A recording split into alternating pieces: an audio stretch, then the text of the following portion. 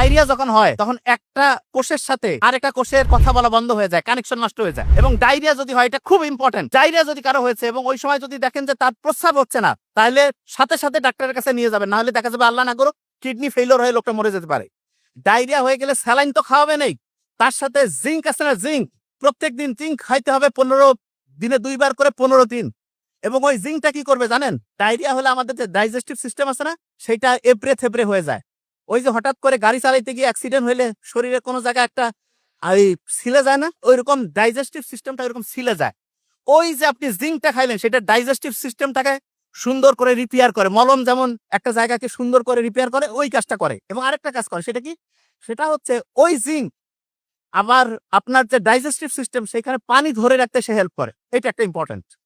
মেয়েরা যারা আছেন দেখবেন যখন মা হয় তখন তার শরীরে হরমোনের বিভিন্ন চেঞ্জ হয়।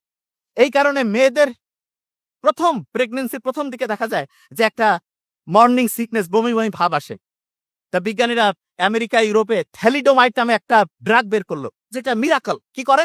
মেয়েদের মর্নিং সিকনেস নষ্ট করে দেয়, মানে মর্নিং সিকনেসের প্রবলেমটা দূর করে দেয়।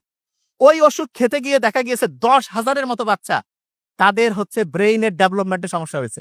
এবং 10,000-এর বেশি বাচ্চা কারো হাত, কারো পা, ঠোঁট এগুলোর বিভিন্ন অঙ্গের সমস্যা নিয়ে পরবর্তীতে প্রতিবন্ধী হয়ে চ্যালেঞ্জড বাচ্চা হয়ে পৃথিবীতে আসছে।